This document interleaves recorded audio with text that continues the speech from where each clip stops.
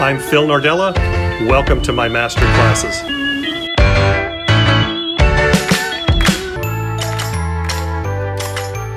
So you're ready to list your house. You're thinking, you know what, it's going to be exciting to move. It's going to be terrific. I get to move across town. I get to move across the country, whatever. And it's an exciting thing for you.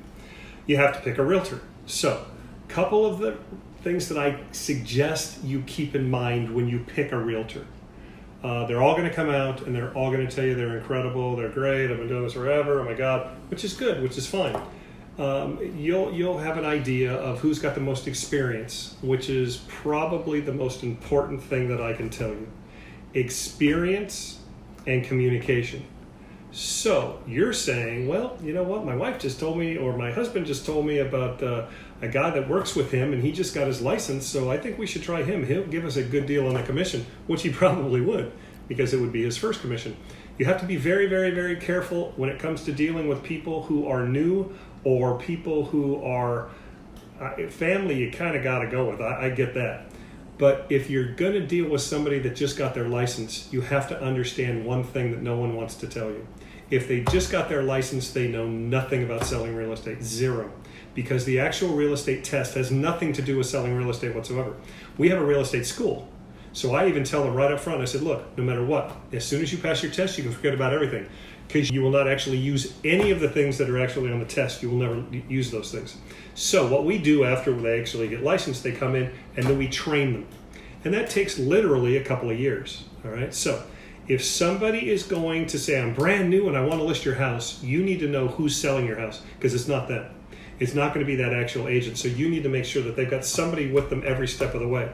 Because the problem is, even though they may be a friend or a relative or a neighbor, if they don't know anything about selling real estate, you could end up in court for the next 3 years. And that would be really tragic for you to do something nice for a friend and end up having it backfire. And this happens all the time, okay?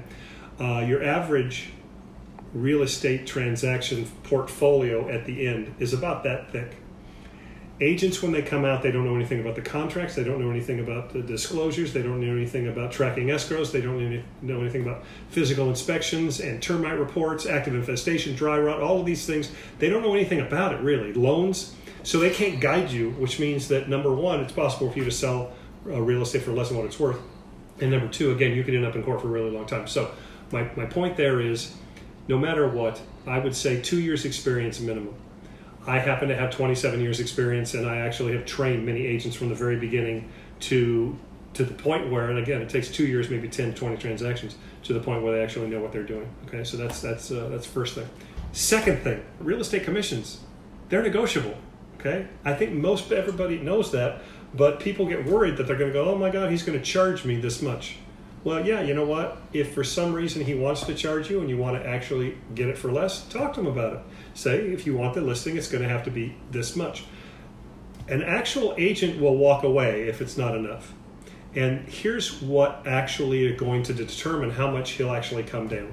Some agents don't want to come down. They'll say, you know what? Hey, if you want me, this is how much it is. Good for them. Other agents will. Some agents will sell it for nothing, but they don't know anything. So that's why you're getting nothing for your money.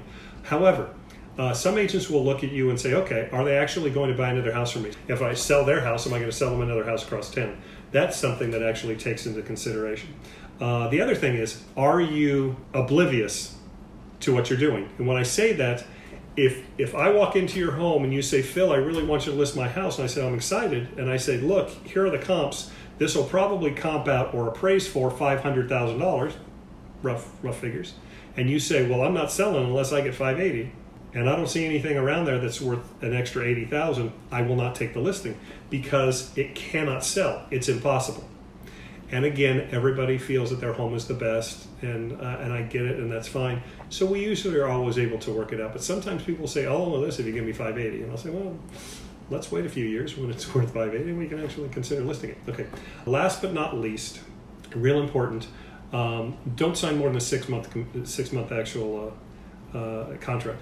And also make sure that if for some reason you guys do this from the very beginning, make sure there's something in the contract that says, you know what, you can actually break the contract if they don't perform. Okay, and that's important too, because you're going to be joined at the hip with these people for quite a while. And if for some reason you're not getting along, then that's a problem. Okay, so that's what I can tell you about listing. I hope that helps, and we'll see you in the next one. Thanks.